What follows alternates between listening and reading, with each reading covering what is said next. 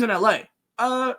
Andrew, let's talk some title odds for the NCAA, because you read this out to me in the pre-show, and I was just like blown away, frankly, at some of the betting odds. As you've made this point several times with the way that we talk about UCLA, and also Lauren Betts, I know, is as a player that just kind of feels increasingly underrated for the impact of she is as being the best player on the best team.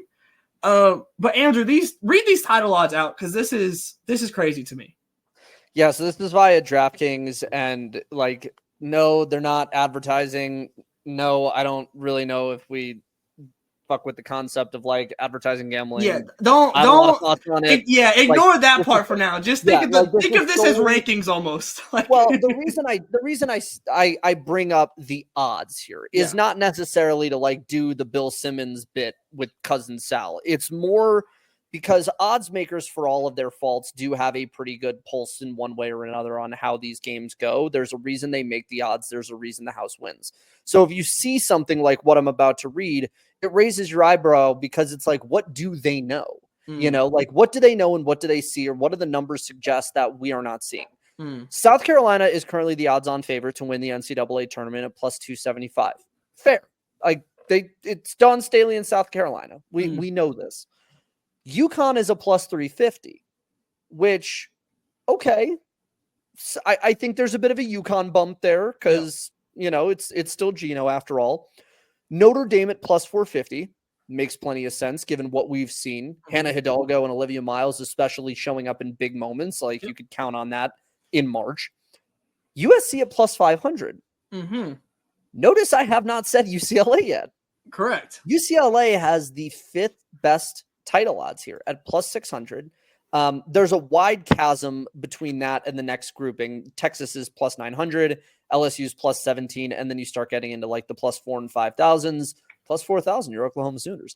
Hey, yeah, we're on the board. Stanford at plus 7,500. Like, if I could short a bet, I would short that one. They might not even make tournaments here. No. But the reason that I bring that up is because I'm curious, like, what we evaluate in terms of like championship readiness at this juncture in the year, right? Because this time last year, I feel like we were making the same mistake with South Carolina. Yeah. Like, we were watching them vaporize the field and being like, okay, but are they like really that good?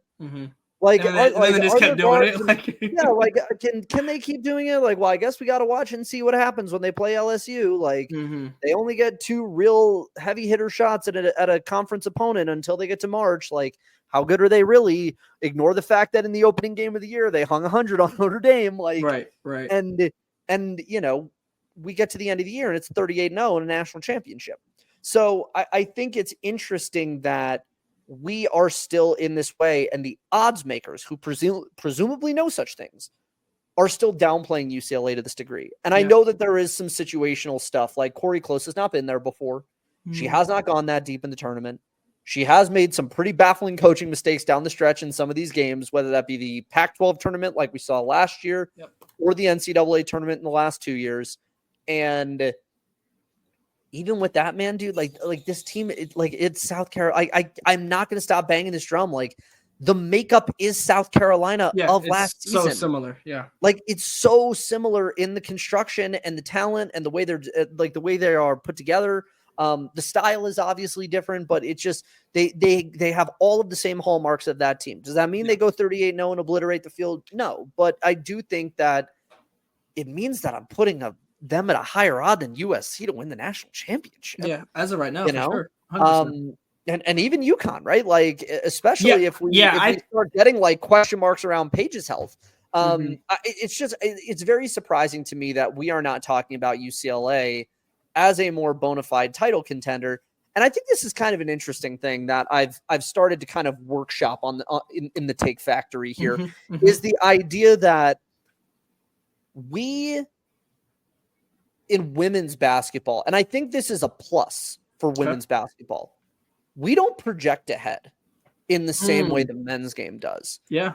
You know, I think in college it's a little harder because you have the tournament itself, but like, I don't really think that I viewed the regular season of the WNBA as like a formality that I didn't care much about the way I have fallen into in the NBA. I've gotten back into it this year, but I think the last like 3-4 years, like I have absolutely fallen victim to like the, okay, call me in April, May when the playoffs start, you know, like I'll watch the NBA Cup games, but you know, like I don't really give a shit about a random Tuesday night. Like I'm not Ryan Russillo. So the component of us not projecting titles here, we have a 2-year sample of this now. Mm-hmm. And I wonder if, because we don't really think about title contention until we actually get to Selection Sunday, I do wonder if it dilutes how we interpret greatness in season. Yeah. Because I think we've gotten so used to this notion when UConn was at their peak of like, oh, they're going to be great. See you in April. Right. And lately we haven't got that. Things have obviously changed. And, you know, I think COVID changed a lot because I think leading into the 2020 season, we had a lot of championship buzz discussion, like around Oregon and South Carolina, to say nothing of Baylor, who quietly was like, I think 32-1 by the time the season got suspended for COVID. Yeah, sounds right. But that whole discussion was literally a conversation about Oregon and South Carolina meeting in March. From like January on, that was the conversation. Mm-hmm. And, you know, I think we didn't have that as much last year because we were Caitlin was in pursuit of the scoring record. And this year, as we try and figure out like what the next phase is, I don't know. I just think it's interesting that that UCLA is just kind of being missed in this regard. And then the odds makers negging them the way that they are. It's fascinating to me. Yeah, no, I'm with you. And I mean, I know on the Sunday wrap, we talked about Lauren Betts and the fact that like she's right there in the National Player of the Year conversation. Like there's no, like she's the best player on the best team. Like she's anchoring this defense. Like it is there's no way around that. Like that is just what it is. And it feels like she has not been in those conversations. You know, obviously the top 3 coming into the season was already I think really it was Paige versus Juju going into the season. And then Hannah really forced her way. I think kind of like Hannah was kind of like the ball knowers. Like, okay, we know it's a 3-person race. And then now it's kind of become a little bit larger. And now I feel like Lauren Betts has been kind of lagging behind from a dialogue perspective and who people are bringing up.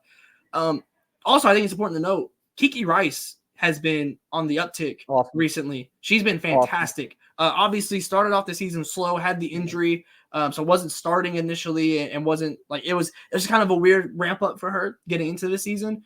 But man, like if you look at the past, we'll just take the last 4 games for sample size. 25 rebounds, 4 assists, 8 of 13, 3 or 4 from 3. Like that is fantastic right there. 18-6, 2 assists, 4 steals, 8 of 8 from the field. 16-4, 10 assists, 3 steals, 6 of 8 from the field. Like these are and then he goes 12-7 and 7 with 2 steals on a worse shooting night, but still filling up the stat sheet in that way. Like, you know, like that is like that's enough right there from your perimeter. And then that's not even get into how stacked the rest of his UCLA roster is. But like if Kiki and Lauren are doing these things, like that's enough for a whole lot of teams. And then you get into the depth that UCLA has, which I think is a really interesting part of how they really mirror these South Carolina teams from the past. Like you have your big, you have solid perimeter play, but the depth that UCLA has, I don't know if there's any team in the nation that can match that level of depth that UCLA has. And South Carolina has always been the team to be able to do that. And even like even in that game in that game where UCLA beat South Carolina, it felt like they weren't able to really match that up in that way. And obviously my last thing on UCLA, I love seeing Kiki Rice make the leap. Yes, this is kind of what we've been waiting for right here. Yeah, exactly. Like I've always seen like Haley Jones in terms of like mentality with her, where it's like you get these flashes and then you lose it in stretches, and you are thinking, turn it on all the time. You can do it. You got the talent to do it. And this is the first season where we're really seeing, this is why you were the number 2 recruit in your class behind Lauren Betts, and we're the top rated commit in the history of UCLA. I think what is amazing, and there's going to be a lot of revisionism done here if UCLA ends up winning the national title, but it is pretty amazing to me how Kiki Rice does not get plug. And granted, it's because they haven't made it past the Sweet 16 yet, but her being the player that effectively got UCLA into this era. Yeah, no, she's the star. Like you had Michaela Onyenwetty, sure, but like elite recruits were not going to UCLA in this way. Mm-hmm. Then you get Kiki going to UCLA, and since then, the floodgates have opened completely. Oh yeah, you get Lauren Betts in the transfer portal. You get players like a Gabby Hawkes and Alina Arnisalo. You get Janiyah Barker in the portal. You get Tamia Gardner, Charlize Ledger-Walker in the portal. You walk away with Angela Dugalich, and mm-hmm. there's so much talent that has come through this team in the past 2.5 years alone. And I really think Kiki Rice was the linchpin that said you can be an elite player and come to UCLA and win. And I think she deserves her play for that. And that's a big reason why I'm hoping that they go far in March, is because I think there's a lot of really good storylines that are going to be discussed once they get over the hump. Yeah. And not a minute before. Yep. So I think everyone is God, get over the hump. Yeah. No, the revisionist that's on the way. The change of the history, and we were talking about no, we saw the odds, big dog. We know. And again, just like the dialogue, I think there has been a bit of a lull. And obviously, like as we see more ranked matchup for UCLA, because they played Michigan, but they played Louisville to open the season, who was a ranked opponent at the time. Obviously, they played South Carolina, beat South Carolina, who was number 1 when that game happened. They played Michigan. I think really this still is probably likely going to be the case where UCLA is not heavily discussed in this way. They play Maryland on January 26th, and then there's a little bit of a stretch. You got Maryland, then you play Minnesota, you play Ohio State, Oregon, but really it's when we get to the Battle of LA games in February, where that's when I feel like the UCLA dialogue, assuming that they win this entire time. Because I feel like if they lose, it's gonna just tank. Like and people are gonna act like they're a bad team, frankly. And then we never believed in them, yada yada yada. And I don't think that should be the case if that happens, but I think that is what will happen but if they make it undefeated to Battle of LA, those games I will be when the dialogue picks up, just from the nature of the beast that is the media cycle and whatnot. But no, again, don't sleep on UCLA. This team is ridiculous, and like don't take dominance for granted, I guess, in this way, because this team it's similar but different to what we had seen so far in recent years with South Carolina.